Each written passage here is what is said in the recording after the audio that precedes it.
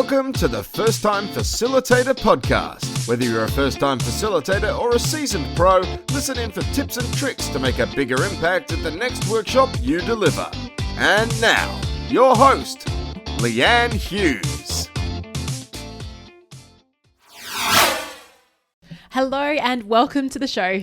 I'm your host, Leanne Hughes, and I'm here to help you create unpredictable workshop experiences that predictably work. Last week on the show, we had Michael Fern talking all about Lego Serious Play, and he's making this style of using Lego in your workshops way more inclusive and accessible for you with the release of his latest book. If you're curious about how you can use Lego to create or democratize conversations, I love that phrase from him, then listen to last week's episode. Now this week, it is a solo one. It's episode 150. 150, that's right. So I thought I'd just take this time to do a bit of a reflection on the last 50 episodes. So how I usually do, I like to celebrate every 50th episode. So episode 50, I had my old colleague Sean Lavin interview me and ask me what had happened as a result of starting the podcast, what I'd learned about facilitation. In episode 100, I took the opportunity to interview my favorite podcaster, Jordan Harbinger. And for 150, I thought, well, because of the year that we've had, wouldn't it be a great moment in time, particularly in December, to reflect on the last 50 weeks and what's changed both as a facilitator, as a business person, as a human? What strategies have I learned? What beliefs do I need to stop believing? What's happened as a result of the last 50 weeks? So yeah, episode 100 aired on the 6th of January, and here we are today. It's Monday, the 7th of December. 50 episodes later, what a year, right? The 6th of January, I was excited. Back in episode 100, I was talking about global travel plans. This year was talking about traveling to places like Papua New Guinea, Japan, the USA, in particular San Diego, to go to Pat Flynn's conference. Then I was looking at hopping over to Mexico because it's so close, and then Thailand. We go there every year, so that was on the cards too. And I only made it as far as Papua New Guinea March this year, and things quickly changed. I remember getting the flight back on the Friday afternoon. I think it was on the Monday that things were starting to get serious regarding the COVID situation in Australia. So yeah, this episode's about just some key things that have struck me over the last 50 episodes, how I think I've changed and grown as a result of what's occurred this year. I think December is just a nice time to do this. And I'd like to encourage you to take some time out, even if it's a one-pager. I like getting the iPad out. I shared an image on social this week as I was getting ready for episode 150. And all I did was I got out the Notability app and my Apple Pencil, and I just drew some circles and key questions around that topic of 150. I like to start with questions like every great facilitator does. Of course, if you'd like to continue the conversation when the show is over, join our community of over 1,100 facilitators from all over the world, geeking out on all things facilitation in our free Facebook group called The Flip Chart. I'd like to see you in there. Now, on to the show. I had some feedback recently on the show from a listener, and what she said was, I didn't realize was interesting or unique about the show, but what she mentioned to me was that she really enjoyed that I share the journey and process of what I'm doing through this very openly. So I share wins, I share things where things didn't go so well. And that's what I plan to do with you today, is just being quite transparent over the year and how it's treated me. Sometimes I feel self-absorbed talking about my journey, but I hope in the process of sharing, some of this might resonate with you. So it seems that what you're going through is also pretty normal, and which sounds funny in a year that's been anything but. So beginning of the year, I was absolutely pumped with aspirations of more workshop delivery. It's quite funny. If you watch my interview with Mark Bowden, it was episode 102, and I mean watch it on YouTube. What you would have seen is an awful webcam. Lighting is terrible. I look terrible. The background is weak. It was just super amateur. I even look at episode 102 and where I am today with episode 150 in terms of even the video setup back then. I didn't really think I didn't place a lot of priority on it, and obviously that's changed. And I recorded this podcast interview with video because we were talking about body language, and I wanted you to be able to see what Mark was doing on that. And a lot of the time, for previous interviews from the first 100 category have mainly been audio interviews. So what's really shifted this year is that I have started taking on more video. Video is great. And I also had a stat recently that the most popular podcasting platform in Australia is YouTube. I'll talk more about upping my video game a little bit later on. But what really hit me from that conversation was Mark's focus. And so many of you reached out to me over LinkedIn in particular and said, I didn't realize how important it was to not read the body language of our participants, because we're so taught to read the room and we interpret that as, oh, if someone's like looking at their watch or if they're slumped over, they're not paying attention. But it was funny what Mark said, and so true, that often with these workshops, this person that looks the least disengaged that will tend to come up to you at the end and say, hey, that was awesome. So what he's saying is there's no point in reading the body language. Where you really need to focus your energy is on yourself and leading with that energy. That really hit me. It became a very important consideration, something that helped me when I had to transition into the virtual world. Now, a close friend of Mark Bowden's was Michael Bungay-Stanier, MBS, and he also appeared on episode 106. But we recorded that conversation in December of 2019, face-to-face in Brisbane. That's an awesome YouTube video to watch because it's not on, we're not two creatures hanging out on Zoom. We are in person having a chat. We've got the Story Bridge in Brisbane in the background and the Brisbane River. Yeah, it's just really cool to have an excuse to hang out with him. I remember when I got that in-person interview when MBS said yes, I was like, oh my gosh, he's one of my author heroes. I love his books. I love the messages and his humor. And I just thought, if I gain nothing else from producing a weekly podcast and the work that goes into it, which isn't true. Like, let's just say I get value from every interview, but let's just say nothing else came from the podcast. That is the ultimate win. I mean, I feel like, I know there's no end game with podcasting, but I thought the second he said yes to that interview, I just thought I've won. So I just again, back to that quote, that which you can plan is too small for you to live. What's really exciting is that Michael's recording the Audible version of his book, The Advice Trap. And next week, we're getting onto Zoom and he's interviewing me about a few chapters for that, which is super, super exciting. Now let's talk about wins and podcasting. On the topic of wins, I guess through 2020, our lives have really spiraled into a lot of uncertainty. And I think one thing that's kept my feet on the ground and kept a bit of momentum when things have been so uncertain, probably two things. One is my 20 kilometer challenge. Right now in December, I have a long way to go. I've got over 240 kilometers, I think, in about 28 days. But having that challenge, it always gives me that self-focus. So when my eyes open in the morning, I just think about getting out the door and going for a run. And the second thing was having that consistent effort of bringing you a show every week. And there's a lot of people that talk about it. Jocko Willink's probably the most famous person that talks about consistency, and he says things like discipline sets you free. I would never... I don't know if I'd ever describe myself as disciplined, but having two of those disciplines in my life, having to run and having to put out a weekly show because I'm thinking about you on the other end, possibly waiting for it. I don't know if that's true or not. But I've got this idea in my mind that if I don't publish weekly, I'm going to let you down. So thank you, if you're listening, for reinforcing that habit, which has kept me sane, I guess, through the year, just having that challenge of having to bring you a weekly show.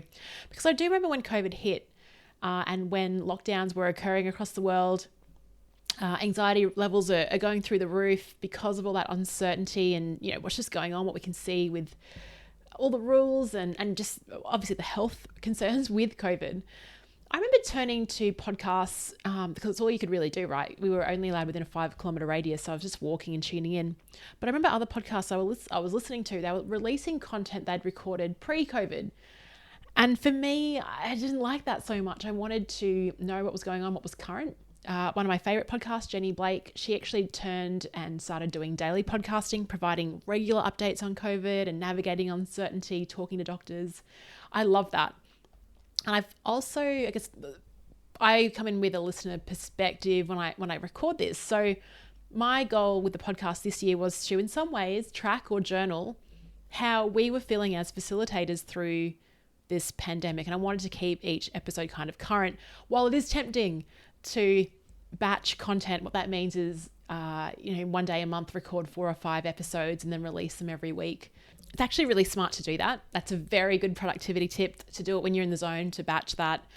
But on the other hand, I felt like I was losing the essence of the energy of what was going on. And I wanted to give you some kind of reassurance that I was listening to what was going out in the world and that the show must go on. Or as Kiel Lutz would say, the show must go online. I love that.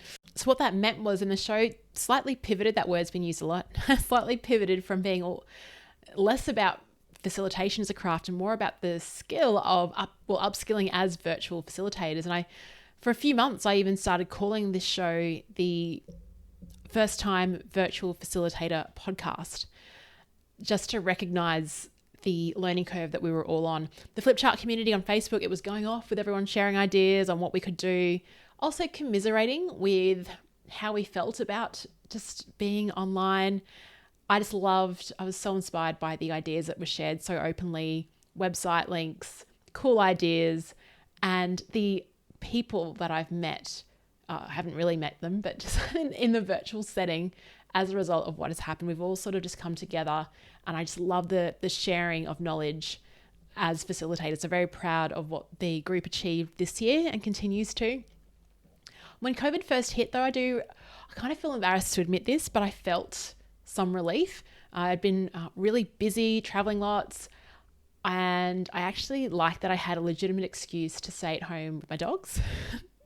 I was pretty exhausted with the hamster wheel life that I'd suddenly created for myself. And it was for about a period of about 3 weeks where things started to get a little bit quiet, but I very quickly managed to fill the time with other things. So keeping up to date with the COVID rates. It's like there were no Olympics this year in 2020, but the new leaderboard was, not the anti-leaderboard, was all those awful COVID stats. But I was like just watching the news and watching our Prime Minister provide updates every day. I was reading, but I also recognized that I'm not very good at having white space in my diary. And my instant compulsion was just to sign up for every webinar and every call, because everyone was putting out free content, like all of my favorites. And then I'd watch the recordings. I also ran my first global listening tour. I just put out an invite to my Flipchart email list, invited anyone just to sign up for 20-minute slots. I think it was 20 minutes, was it? Yeah, 20 minutes. And I loved this. This was awesome. I'll do it every year, I think. So watch out for the email. If you're not subscribed, head on over to leannehughes.com/subscribe to get on the mailing list. That was awesome. What I loved about it was a great way to sense the energy of what was going on around the world, and how depending on which country you're in and what was going on in your country, it had different perspectives. So it was a really great a great way of making sense of what was going on in the world. But also gave me an indication of what you wanted, what your problems were, what you wanted from the show. So thanks to you if you've jumped on a call. I loved connecting with you. I found it the most invigorating thing, the fact that I could sit on this computer and actually just talk to you. Well, no, I wasn't talking, I was mainly listening. That was hard. But so thank you for taking the time out to jump on a call. We also ran Facebook Flipchart virtual happy hours. This was fun. Again, this is all stuff that the virtual happy hour, I thought I invented it. I was maybe a week into COVID. I don't think I did. I think I got the idea somewhere else. But then it kind of got into overkill. Like, it's funny how quickly things moved. From that first virtual happy hour, then like 4 or 5 weeks later, I think people were over virtual happy hours. From podcasting perspective, I was putting out bonus episodes because I just felt I wanted to help everyone navigate what was going on and provide answers, because I felt kind of helpless. And it was just my way of offering assistance to you out there, and possibly just making me feel like I was important, perhaps. Ooh, I should read into that. But then, like I said, things moved so quickly, and I realized Zoom fatigue was a thing. I was wondering, why am I so exhausted? Like, I'm not driving, I'm not commuting, I'm not having to pack things. But I'm shattered. Like, I remember my throat, like my voice was hoarse. And then I was reading a lot of the literature and science that came out about why virtual events make us so tired, and even paying attention to audio. So in that debate of if you'd if you had $100 to spend on your virtual game, would you spend it on a good camera or a good microphone? Absolutely pick the microphone. Audio is key. So right now in December, I don't know about you, one of my goals is to limit the number of Zoom calls and move back to more traditional things like phone calls. So if someone does want to have like a 15-minute catch up, I'll always recommend let's just get on the phone, sort of WhatsApp call, and I will spend that time moving around and going for a walk. One idea I'm thinking about for 2021 as a result of what I picked up this year is thinking about the theme of asynchronicity or asynchronous learning, asynchronous connections. I've been chatting a lot via voice note, which is another cool asynchronous medium because you can listen in your own time, with previous guest Jonas Vrianto, and we just talk about the value of showing up to live events. Like, what is it that means something is important to attend live? And just always holding that as a question. So before creating a meeting event and clicking send, really thinking about the outcome. Is it just an information share, or do you want a collaborative conversation? If so, the right people in the room. It's the stuff that Priya Parker talks about in her book, The Art of Gathering. Being very clear about the outcome you want to drive and not just defaulting to setting up a WebEx call or a Zoom call. So recognizing this, that I was exhausted, and it's funny because I run a podcast called First Time Facilitator, and I just think sometimes the target audience is myself because I want to get better in my facilitation. And I think as a listener, you're probably doing similar things to what I'm doing. You're jumping on Zoom calls, you're facilitating these sessions, you're also a participant. So I was recognizing that I was getting very exhausted with doing this. But I also love the value of being interactive in the laziest way possible. And one thing I love as a participant through this year was watching Pat Flynn on his daily YouTube show called The Income Stream. Now, I could rarely watch it live. The one time I did jump in live was at 12, it was at midnight. And he actually reviewed my website live, which was amazing. But usually I'll catch up on the previous day, the next night, and I'll sit on the couch, I'll just stream it on my smart TV, and I'll watch the comments float in and how he interacts with the show. And I do two things as I watch and learn. So the first thing is I'll pay attention to the content because it's all about business growth. So if you are a solopreneur wanting to build your facilitation business, oh my gosh, watch Pat Flynn's Income Stream. It's awesome. I'm sure there's a few episodes he'll highlight. He's been streaming pretty much every day for 200 days, talk about showing up. The second reason I join is to see how he interacts with people and how he's built a community through daily live streaming. And I really love the idea of live streaming because, like I said, as a participant, it is lazy for me. I can join wherever I want. I could join from an iPad. It's just relaxed. I don't have to appear on camera. I don't have to be I know I won't be called upon. I can be quiet if I want to, or I can engage in chat if I like. I just like the autonomy of being a participant there. That's something I'm exploring more for 2021. Something I want to do more in the Flipchart Facebook group, which I tried around this year, was live streaming. If you listen to the podcast, you would have heard me live stream a few things into the Flipchart that I've repurposed and sent out as podcast episodes. And I discovered the best way of doing this for me is just to brainstorm a few different topics, keep it pretty loose. Under each topic, say you've got 3 topics for a live stream, have 3 bullet points, possibly a story to kick each one off, an example, and then what the lesson is. Nothing is scripted, it's more a guide. And then everything else it's live, it's improv, it's like in a workshop. So you might have people write in with questions, and then what that evokes is something, it's co-creation in its truest essence, I think. Because I've got an idea of what I'm talking about, but someone could ask a question that provides different commentary. And then I love seeing other people respond to that. And guess what? We're not all jumping on a Zoom call together. I just love the engagement of live stream. So I was using a tool called B.Live, and it failed me a few times on YouTube. When it did work, it was fun. You can highlight comments, you can add widgets like countdown days, you can change the format. But in the spirit of 2020 and upgrading tech, in the recent Cyber Monday sale, I recently bought Ecamm Live. I've got access to LinkedIn Live now, so yeah, who knows? I'll be, hopefully you'll enjoy those, and I get to see you and meet you and hear some of your questions and comments on those live streams in future. And the really important thing, something I learned from Pat, is you've got to own and bring the energy. And the same things that have applied in our virtual workshops, the same philosophies I talk about on the show, and you'll know if you listen for a long time, contrast.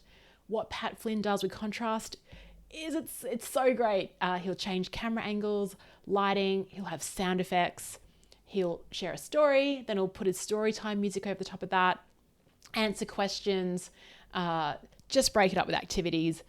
So if you want inspiration on contrast for virtual workshops, I would like to know if you see anyone that does live streaming really well. Can you please let me know? I'd love just share, send me a DM on Instagram at Leanne Hughes or shoot me a message on LinkedIn.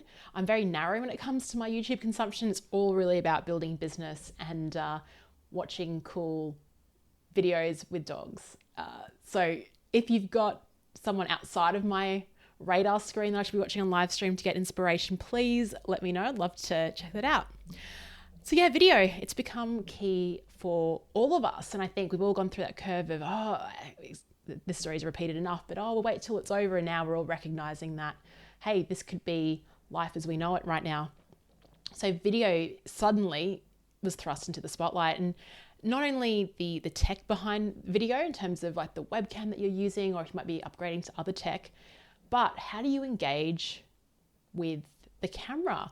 This is where, do you remember, I think it was maybe around April, where the conversation around where to look, and there were guides and everyone was on LinkedIn talking about how to look into the camera. So, by popping a post-it note up there, how to frame your background and what your background says about you. I love that New York Times article about the credibility bookshelf and how we're getting a sort of a sneak peek into everyone's, or forming opinions on what people were like based on what they had on their bookshelves. Hands became a real talking point, like how do we frame our shots so we can see our hands? All these conversations that we weren't expecting to have at the beginning of 2020. Going back to the podcast, remember episode 126 with Jacinta Cubis, and I really love how she was linking the physical world with the digital world through her workshops. I remember when I was interviewing her and she kept saying workshops, and I'm like, is she saying workshops or workshops? It's workshops. And I jumped on one of her calls. She has something called facilitography, where it's all about the power of observing. What I love about Jacinta's work and this podcast, if you haven't heard it already, that's 126, is how she thinks that observing is a critical skill for facilitators. And through the facilitography workshop, I loved it. We jumped on, she gave us a few sort of key ideas. We went outside, took photos, uploaded them to a WhatsApp group. What she did for the first time that I observed in terms of my virtual experience was she was mixing those mediums of WhatsApp, movement, great questions, breakout rooms. She had it all. And it was quite early in the game, and I've taken a lot of inspiration from what she has done. So thanks, Jacinta. On the business side of things, my goal this year, I don't really have business plans, but I've got ideas of what I like to do, keeping in mind that usually my plans are always trumped by things that are better. And I love that. And I'm really optimistic about that. I can plan for things, but things just come out of nowhere. I've been very lucky to have some amazing opportunities. What I did want to focus on this year was to launch something to market every 90 days. Now, this was to just get used to the idea of launching, because everyone says it's exhausting and you got to get fired up for it. I don't know. I just wanted to launch something new every 90 days to try it out, see what works, see what's sticky. I didn't know what I was going to launch every 90 days.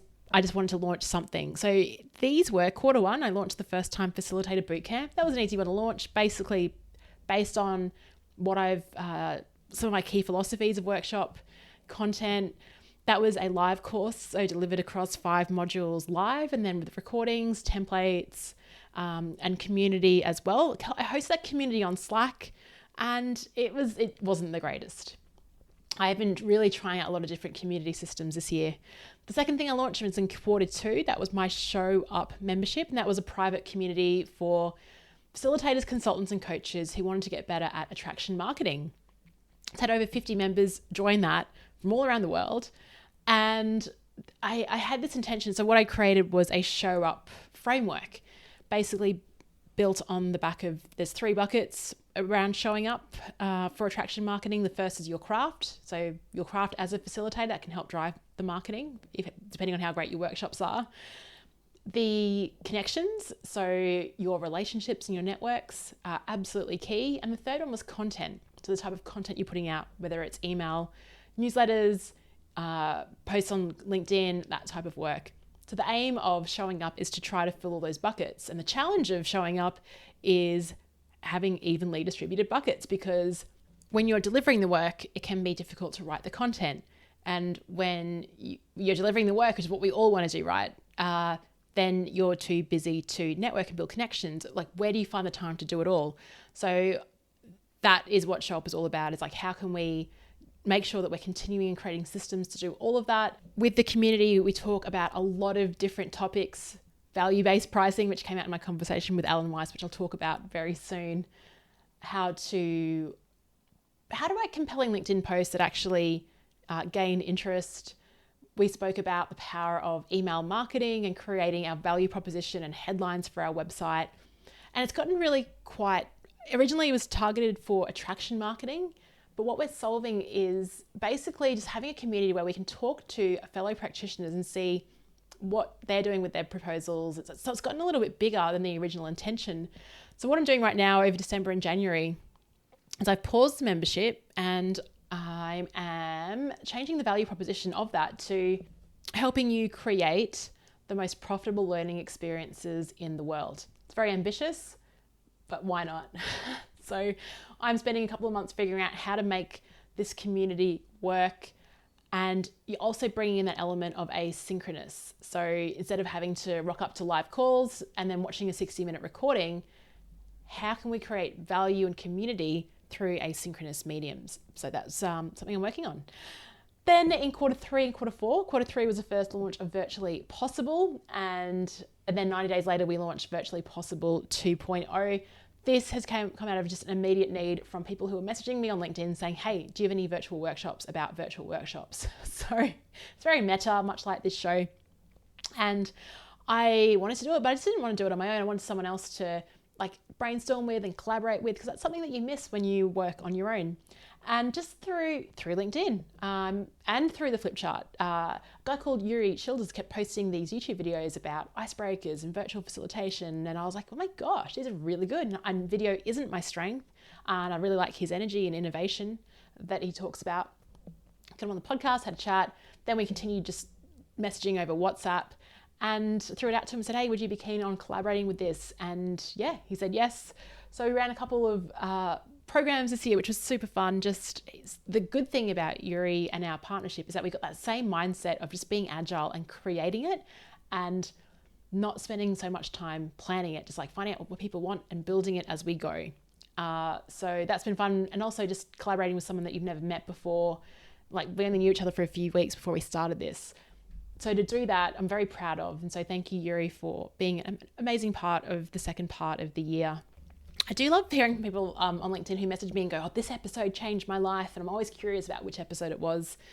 If I was to say an episode that changed my life, between episodes 100 and 150, it would be episode 128 with the rock star of consulting, the $1 million consultant himself, Alan Weiss.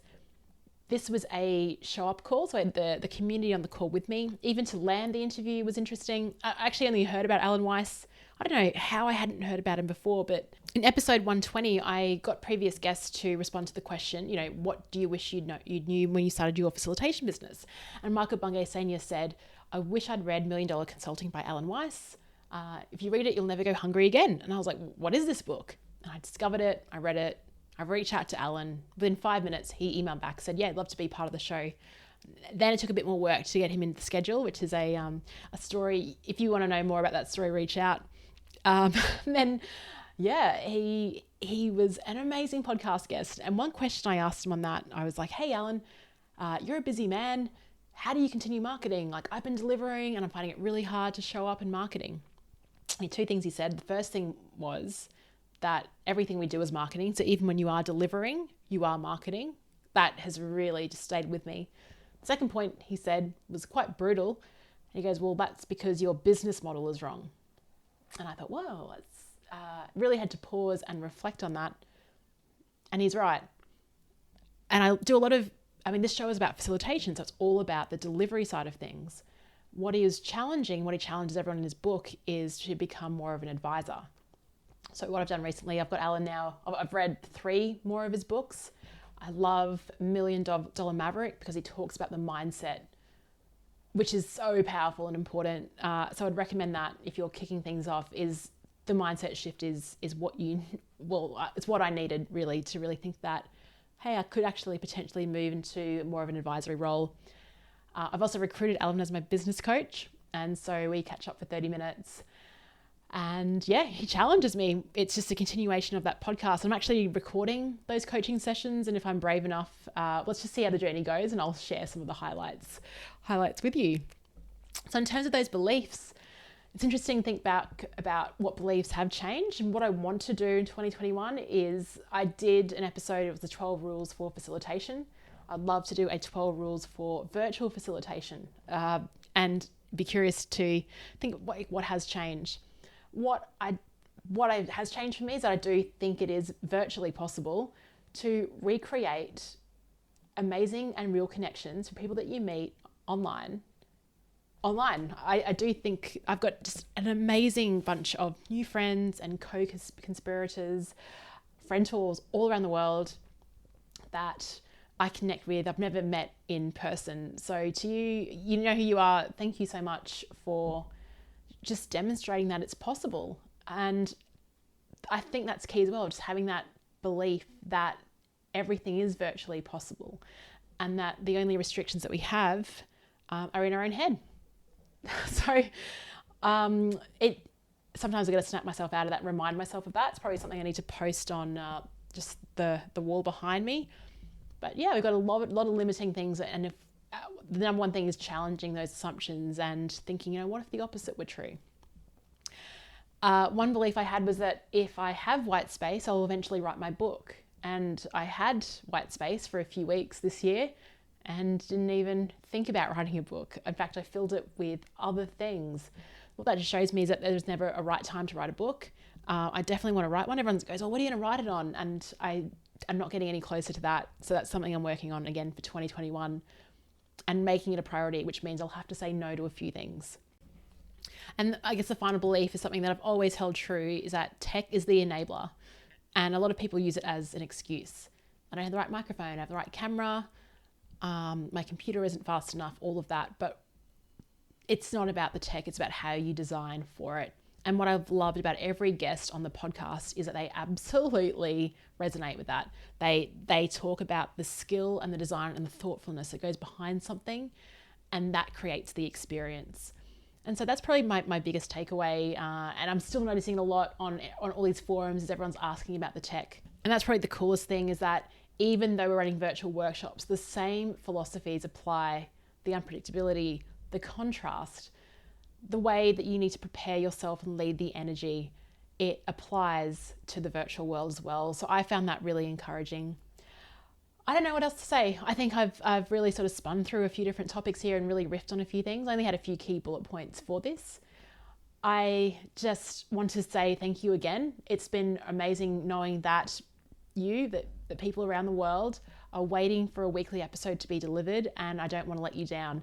So thank you for helping me being so consistent with this for over 150 weeks. Every Monday, I haven't missed an episode. And it's been delightful. I'm just growing through this opportunity, and I hope you are too. I've seen the Spotify stats have come out for 2020, all wrapped up. They're really fun to watch. I'm a little bit annoyed because my husband and I share the same Spotify account. He's getting a new account for Christmas because I've got a bit of some weird songs in my top 5, so I'm not willing to share those on Instagram. Country music songs, but not my favourite ones. I think the Hamilton soundtrack was number 1. I play that all the time. I love it. Can't wait to see the show in Sydney in May, if it's still on. If we can still get down to Sydney. But yeah, that was a side note. Thank you so much for listening to the show, for your support, for keeping the momentum going. I often think about rebranding the show because everyone says it's not for first-time facilitators, it's for everyone. I just hesitate sometimes just for making a change like that. I want facilitation to appeal to more people. I want it to be more inclusive and more accessible. So I'm sitting on that idea of what the direction is of the show, what I call it.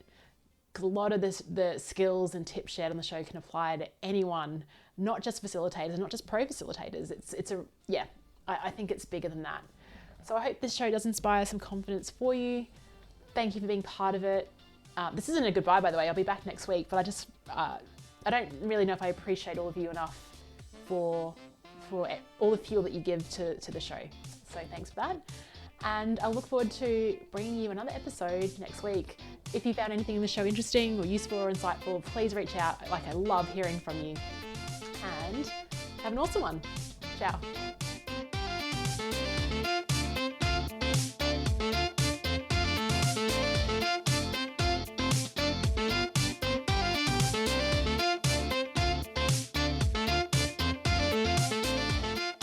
Thank you so much for joining the end of the podcast club. If you'd like to continue the conversation when the show is over, join the flip chart.